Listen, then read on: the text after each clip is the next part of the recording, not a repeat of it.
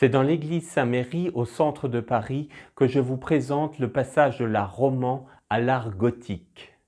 Avec l'art roman, comme ici dans cette église, aujourd'hui musée des arts et métiers, nous avons des voûtes très lourdes reposant sur des murs pleins avec peu d'ouverture. Cette façon de construire correspondait bien aux moines et favorisait leur vie de prière. C'est un art marqué par une France profondément rurale, dirigée par les abbayes. Avec l'avènement du gothique, on utilise l'ogive pour canaliser le poids de la voûte vers les piliers. Les murs ne sont plus porteurs, ils sont évidés pour laisser la place à d'immenses fenêtres qui laissent entrer la lumière.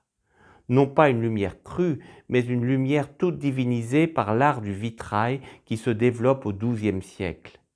Avec l'art gothique, les forces sont canalisées vers l'extérieur, notamment grâce aux arcs-boutants, comme ici à Saint-Méry ou encore à Saint-Étienne-du-Mont. Toute la structure est comme allégée. Tout ici est recherche de la lumière. C'est l'abbé Sugère à l'abbaye de Saint-Denis qui porte ce rappel constant. Dieu est lumière et tout dans nos édifices doit le rappeler. En effet, l'avènement de l'art gothique est davantage lié à des évolutions théologiques et pastorales qu'à des évolutions architecturales.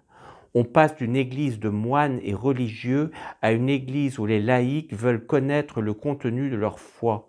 Il faut édifier les fidèles par le beau, les représentations bibliques dans la statuaire et les vitraux. La prière n'est plus seulement l'affaire des moines dans les abbayes, mais elle devient l'affaire de tous. On assiste au XIIe siècle à l'émergence d'un laïcat soucieux de connaître et de vivre sa foi.